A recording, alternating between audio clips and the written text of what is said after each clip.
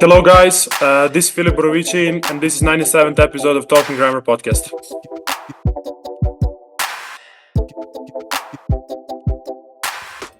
Hey, what's up everybody? It's Jeff Grammer with the Albuquerque Journal, and as you just heard, this is episode 97 of the Talking Grammar podcast. For back-to-back weeks now, not only have a Lobo player, which is nice, but have the two of Serbian descent, so it's not just Talking Grammar. The last couple episodes, it's Talking Serbian as well. The two Serbs on the team, last week Jovan Milicevic, and today this episode's guest, Filip Borovicanin, the 6'9" guard. Don't call him a forward. He is not a forward. He is a 6'9" guard, and transfer from Arizona. He's from Belgrade, Serbia, and I think you're going to enjoy hearing what he has to say about his journey to the United States. First of all, kind of how he was discovered and all that kind of stuff, but also the difference between his first 2 years in college, playing at the University of Arizona, and what it is now that sort of allowed him to come out of his shell a little bit and realize the potential that he showed in practice, that he showed back in Serbia when he was sort of discovered, if you will. And he was doing these things and showing people what he is capable of, and what it wasn't able to translate in games for so long.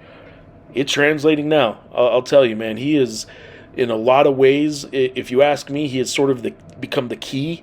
If Donovan Dent's the star of the Lobos, Nelly Jr. Joseph is vital in all he does as a center. But if you want to kind of look at the X factor that changed, you college basketball, there's a lot of transferring in the offseason, but you don't have mid-season trades. You don't have mid-season signings and all that kind of stuff where a player just becomes available. But in Filip's case, he was so different in the non-conference compared to what he is in conference play. It's like the Lobos added a new starter, added a new superstar, if you will, because look at these numbers. In conference play, or let's do his splits. For the season, Filip is averaging 5.9 points per game, 4.8 rebounds, and 0.8 steals. Decent numbers. Shooting 47%, averaging 20.9 minutes. But let's do the conference, non-conference splits. Through 11 non-conference games, Filip was averaging 4.1 points per game, 2.7 rebounds, and 0.3 steals per game. In 10 conference games, as I record this, this is the week between UNLV's road game and the at Utah State road game for the Lobos. So in 10 conference games, Filip Borovicanin's average points has gone up from non-conference from 4.1 to 7.8 points per game. Rebounds have gone up from 2.7 to 7.1 per game. And steals have gone up from 0.3 to 1.4 per game.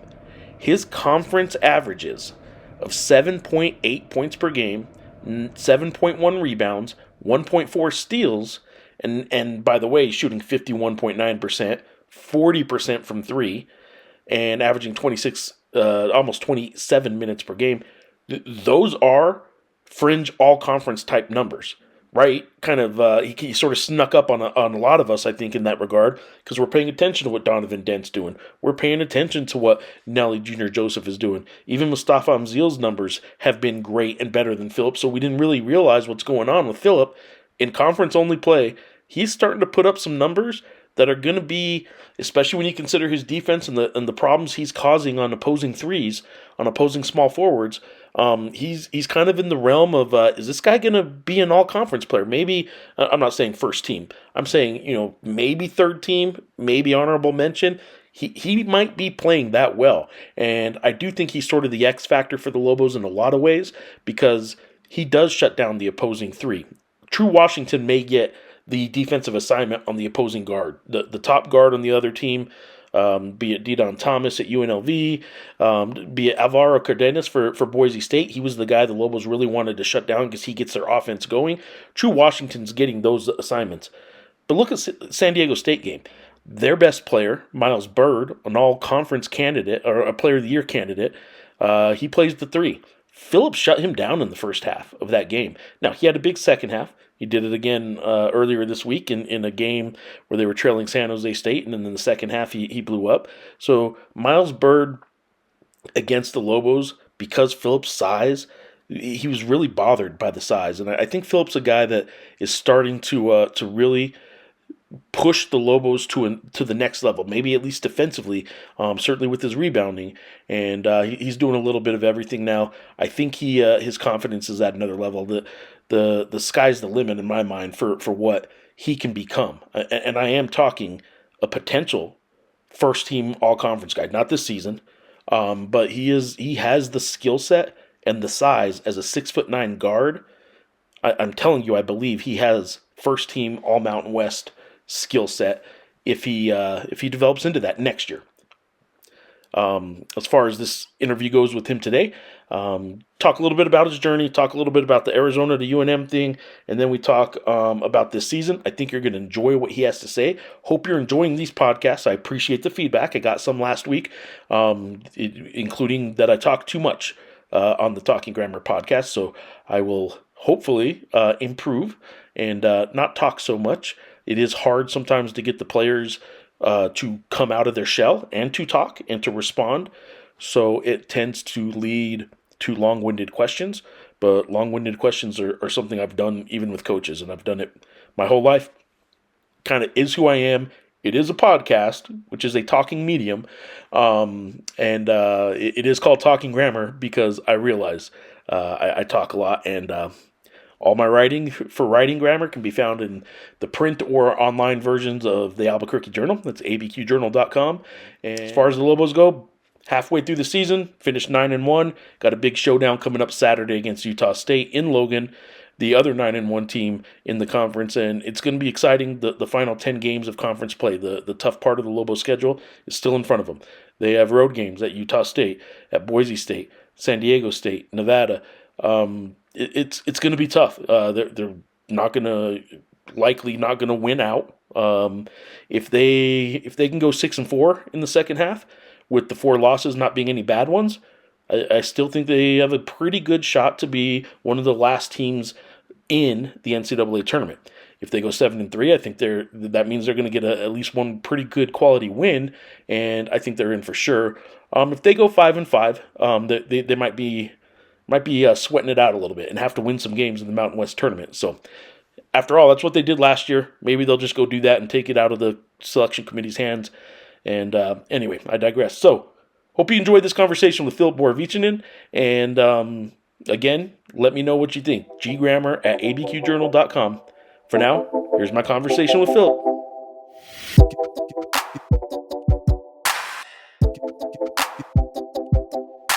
Filip, what's going on, man? You guys just got out of practice. You guys have a big week. Obviously, as I record this on Thursday, you guys are going to Logan, Utah on this weekend for game between 2 first place teams.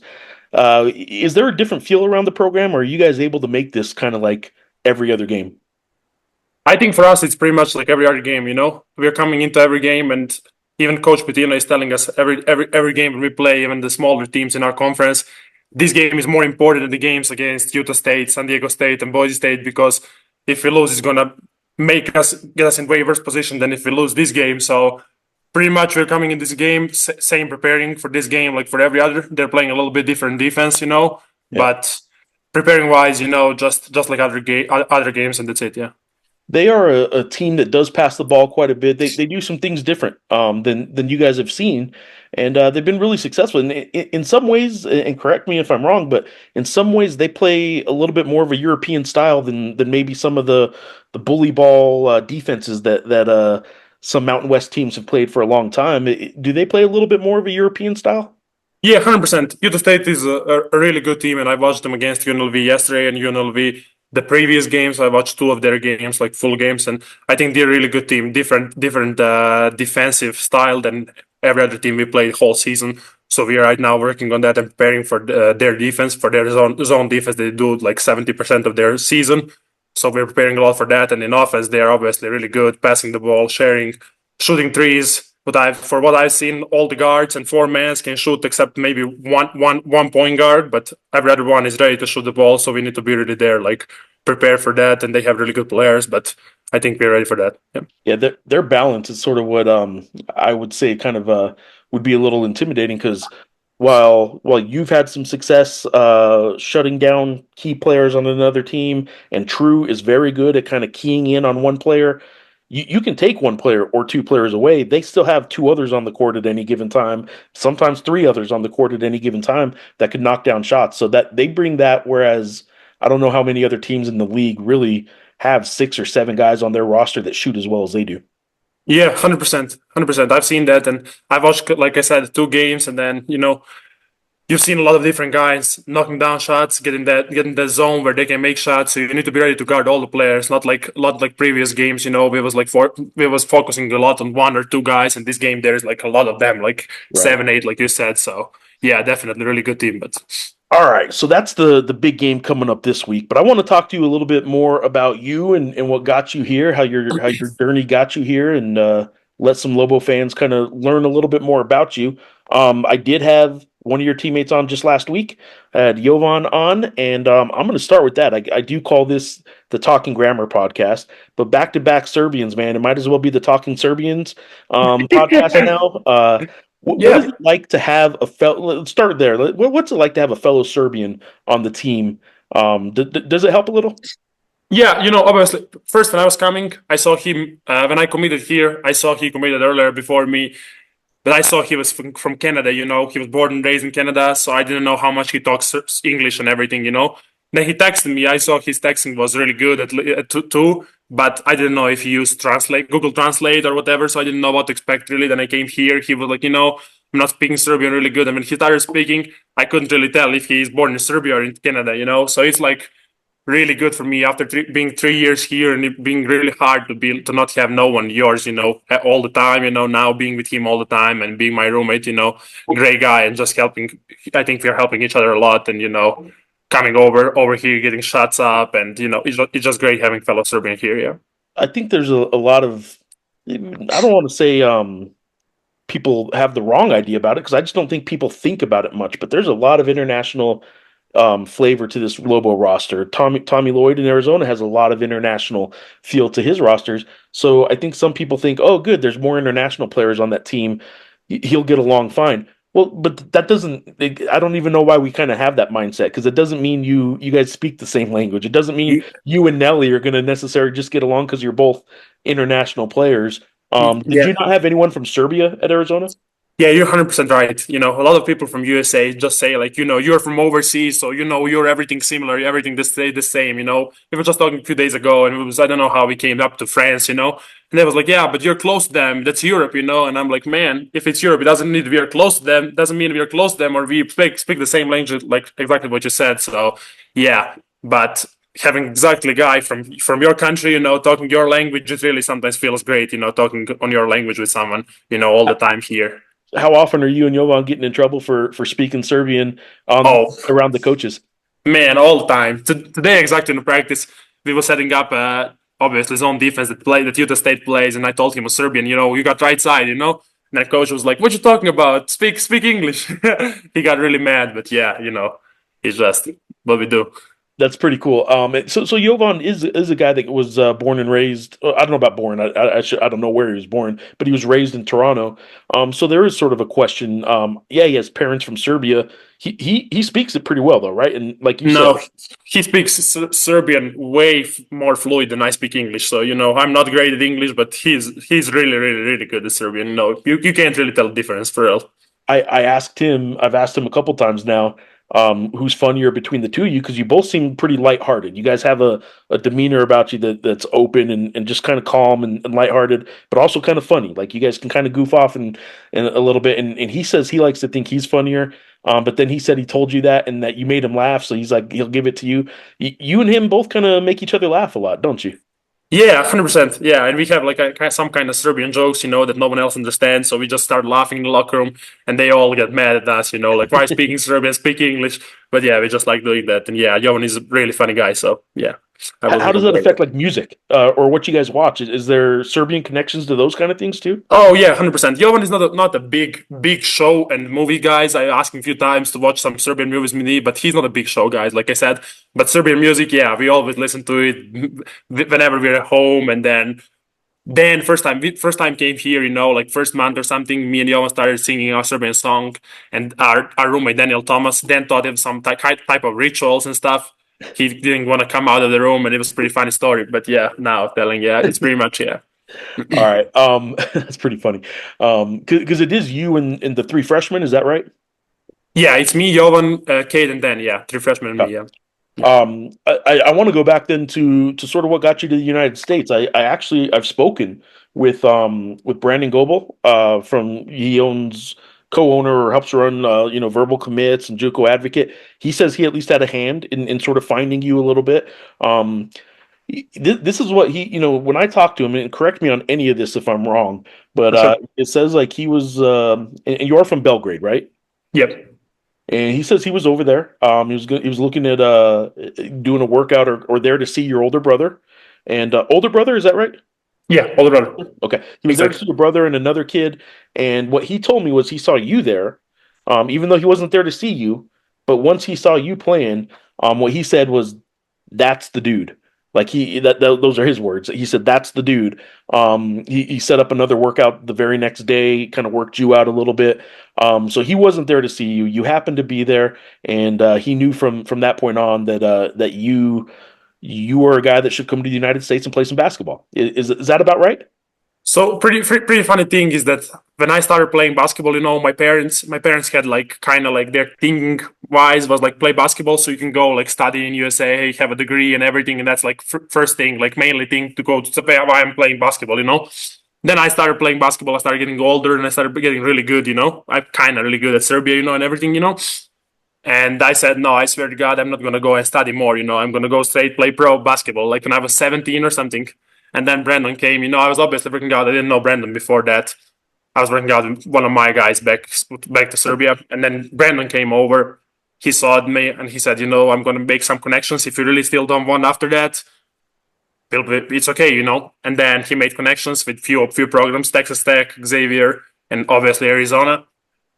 And then associate head coach of Arizona came to Serbia 3 times, and yeah, I just thought that's the right move. But yeah, it's pretty much Brandon helped me a lot, coming over to USA, and I'm really grateful for him, and he's a really great guy. So yeah, for I sure. don't know, what your family background is. If you come from means or not very many, big, if you have a lot of money or anything like that. But like, if you wanted to go play pro basketball, instead of going to college, what would your parents have said to that if you really didn't want to go get a degree?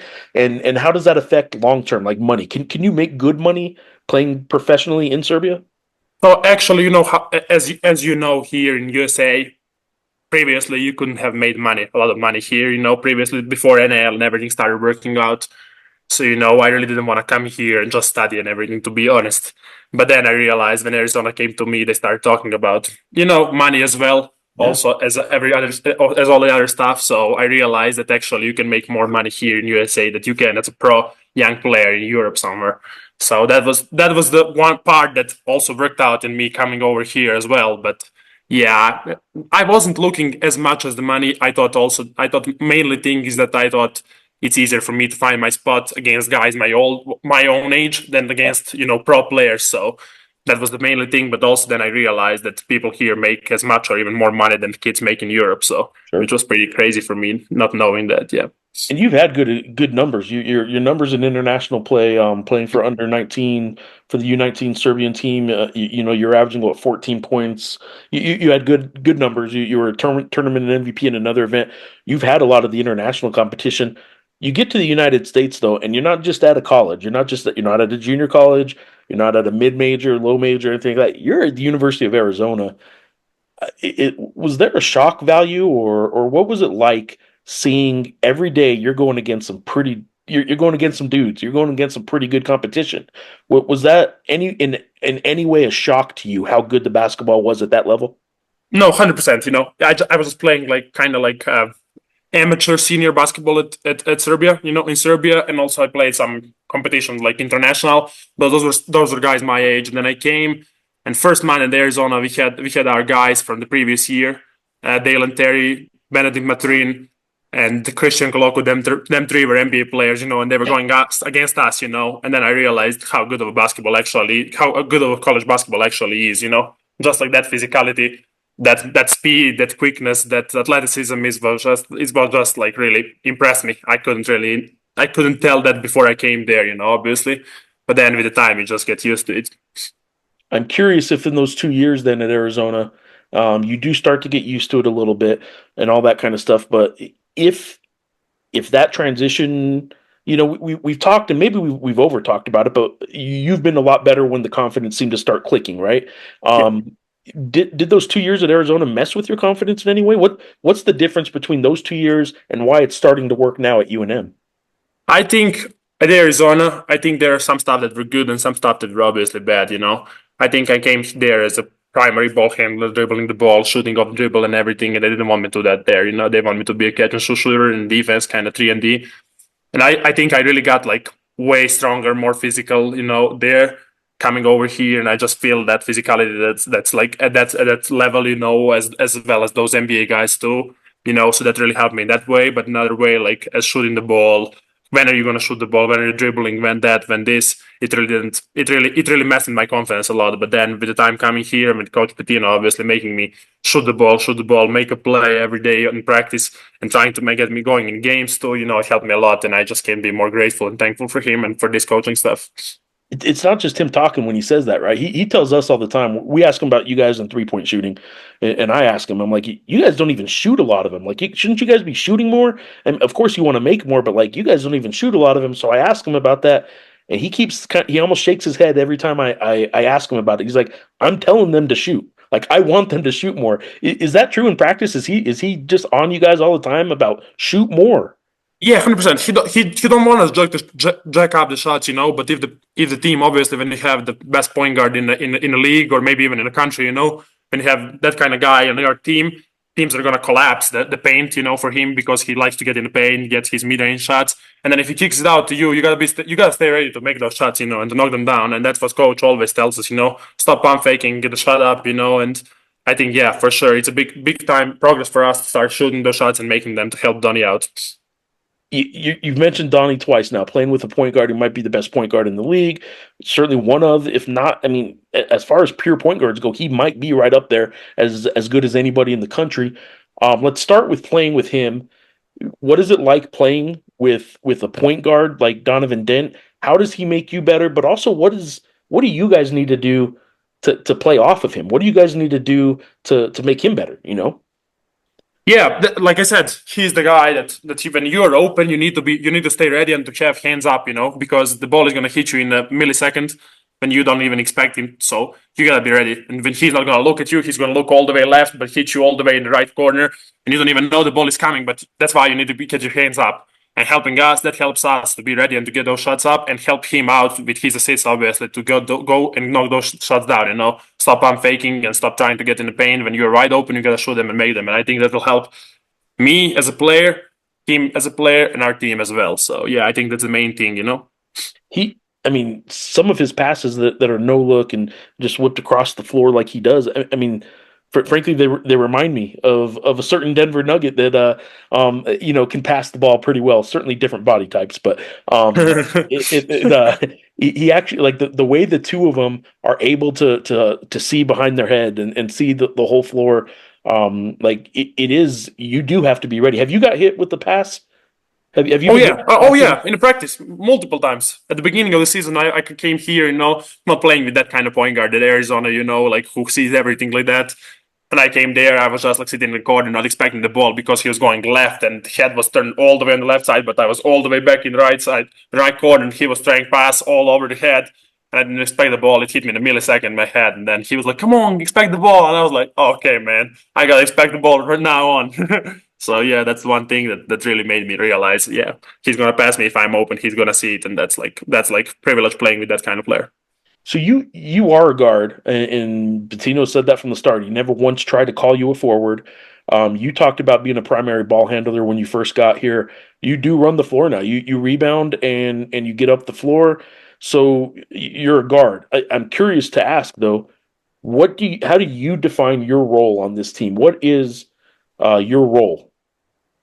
Yeah, I think I'm really good at like I'm really long, and I think I make trouble for opposite offenders. One of the best and one of the best of them. Like Nick Clifford or Miles Bird or whoever. When I need to be there and get on his shot and stay on him, and I think it really bothers them, as well as getting the rebound. And then the other guys, when I get the rebound, they know that they can outlet the pass. I can rebound, I can make one dribble and pass it straight to them, so they can go get a layup. And obviously, in offense, staying ready for the shot. And if it needs, sometimes when Don is tired, make a play. Once in a while when Don is tired, as well, make the play. So yeah. Your splits between conference play and non-conference play are crazy, and part of that just kind of comes with the timing of it. The first month you were still feeling things out, and as we discussed, you didn't have as much confidence as you seem to get later. But your points in non-conference 4.1 per game, in conference games 7.8. Your rebounding's gone from 2.7 to 7.1, steals from 0.3 to 1.4. Everything is double, triples, a couple stats even like four times what they were in non-conference play. Is it as simple as just saying you're playing with more confidence, or was there something else that sort of changed? Oh yeah, definitely. Still I was playing in one of the best arena in college basketball as well as PTs. Mikhail is one of Yeah. it's up there. But still, it's not the same when you come in the garbage time and the game is already over. So you don't feel no pressure. Coming over here. The first game I think it was against Nickel State or UTEP. There's kind of like scrappy and stuff, and I remember I was like, it's pretty hard to believe that even Division 1 basketball players, have that type of uh, how do you say that, nervousness or Yeah. not confidence at the moment. And I was scared to dribble the ball at that moment, but I think with the games going and everything, I think I'm just getting more and more used to it, and I think I'm getting better every game. So yeah, for sure. You're at a spot now where, I mean, are those numbers about where they're going to be this year, or can they keep growing? Can you average more than 7 rebounds a game, or can you average more than 7 points a game, Yeah, I'm or sure. we about I'm hitting sure the I can. There is shots that I'm passing up to. Still with my confidence thing. I think I'm a really good shooter, but I need to make sure to be ready to every shot when it's open to shoot it. And I think I can make shots, so I think it can definitely go up. But it's not a point of that. It's just a point of taking the right play at the moment. If it's open for a shot, shoot the ball. If it's open for drive the ball. If it's open for a pass the ball. And that's the thing. I'm not thinking a lot about what my stat is at the moment. They just think about helping the team win, and that's the most important. If we win and if we all lead, it's gonna help us all. If we go far. If we lose, it don't matter if you score 15 points. If you lose in the first round of a Mountain West tournament and not go to the March Madness, if you can score 20 points a game, no one is gonna go where they want to go. That's right. So that's my primary thing. I, we see things in the court that we were like, oh, the confidence was there then.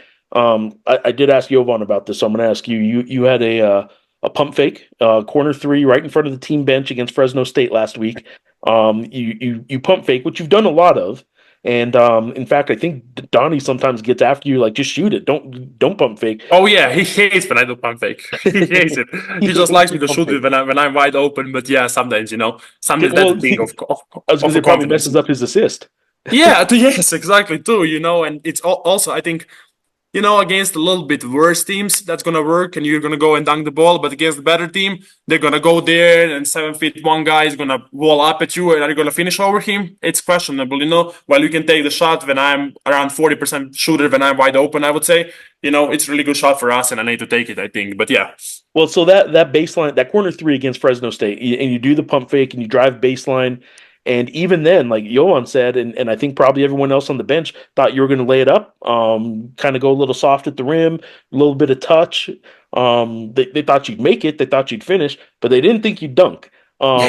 When you did any part of you kind of want to look over at the bench and like look at your guys and be like, see, Oh yeah, 100%. Then I saw all my guys hyped up, and also I saw Coach Pitino. So he was sitting like this, and I think he was expecting the same thing as you're saying right now, like lay it in, and he was sitting like this, and he just saw me dunk, and I just saw him being so happy and hyped up. He jumped up there and like little fist pump, and it was just pretty funny seeing it off the bench, off the court, and after that in a on the telephone when I was watching the game replay. I just Yeah. saw him getting hyped up, and it was just pretty cool thing to see. Yeah, Yeah, to get that reaction from your coach in game is pretty cool. I mean, that doesn't yeah, happen very 100%. often.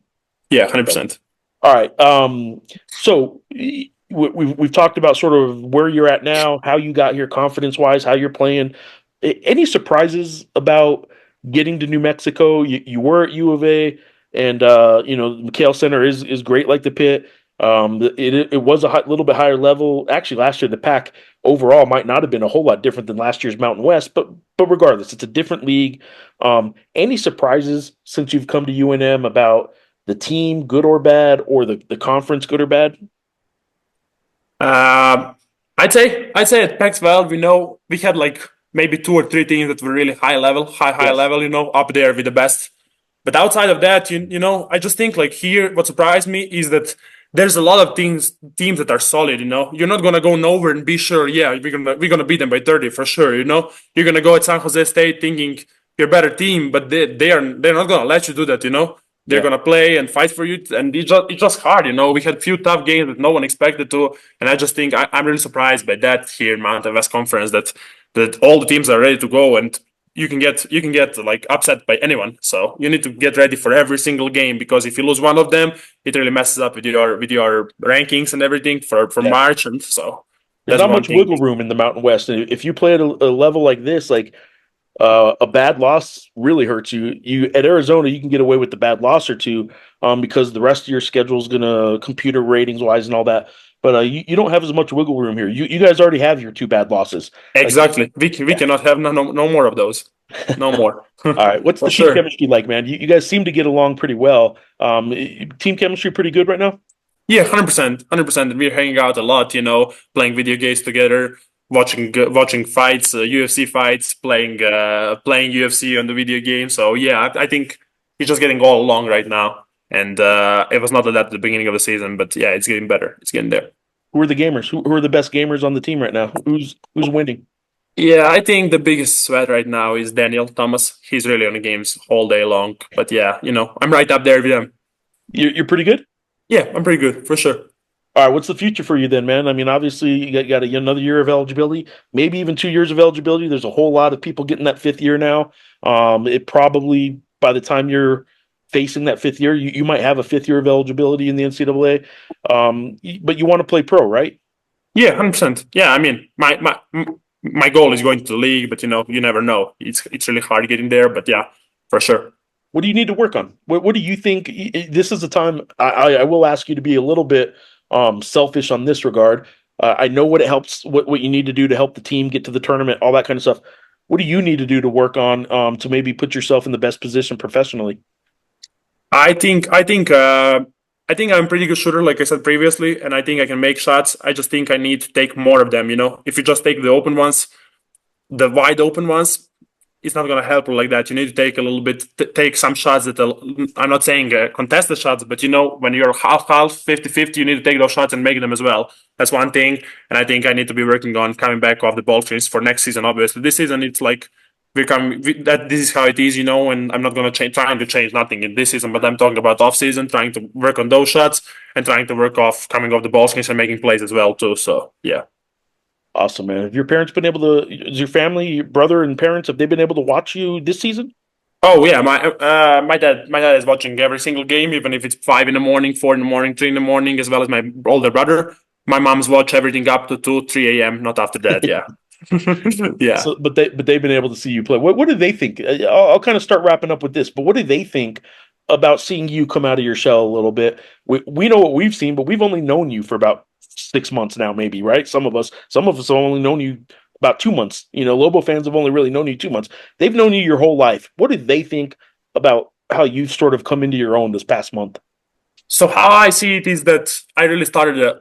So I'm being selfish, like you said, a little bit talking about myself. But how I started here, coming off the in the summer, I think I was playing really good and practicing everything, showing off everything what I can do, coming off balls and shooting, and I think I was playing really good.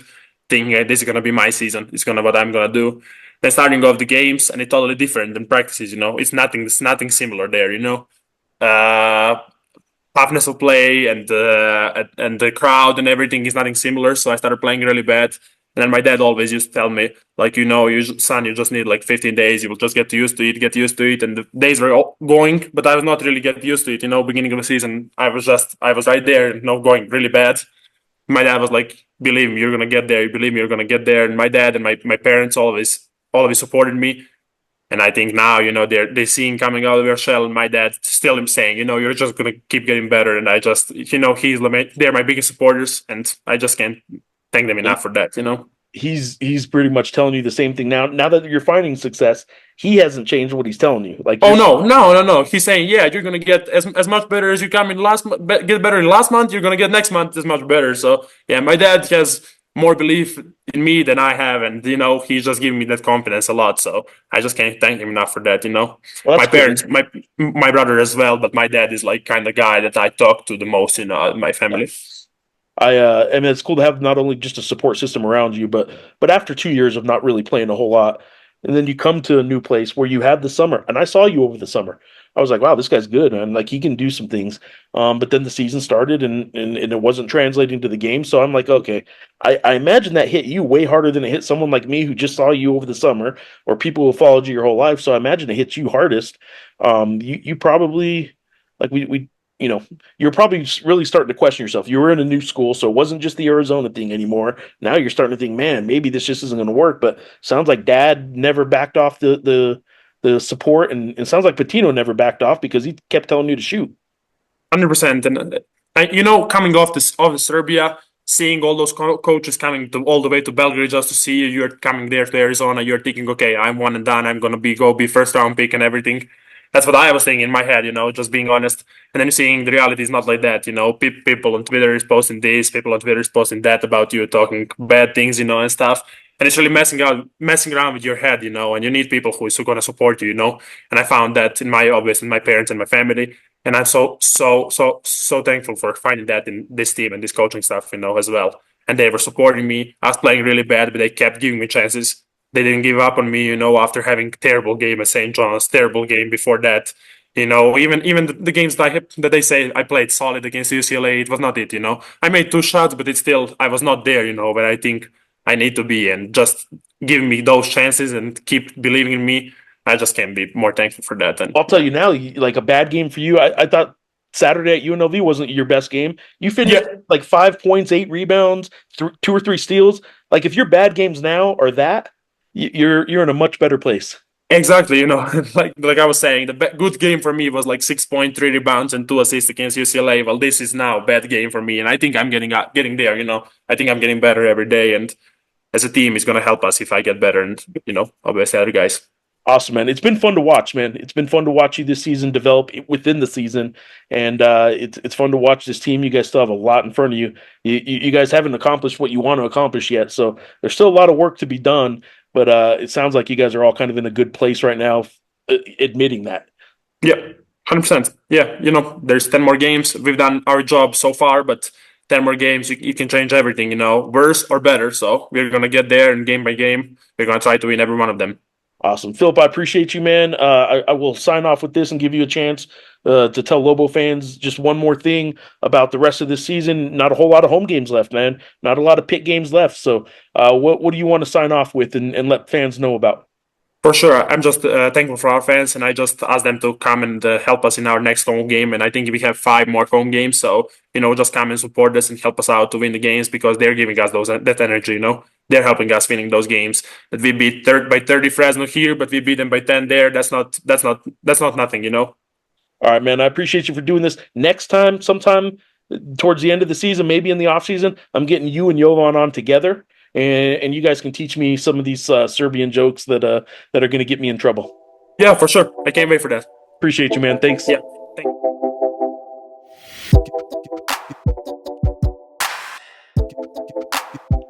All right. Well, there you go. My conversation with Filip Borovicanin, the very talented and very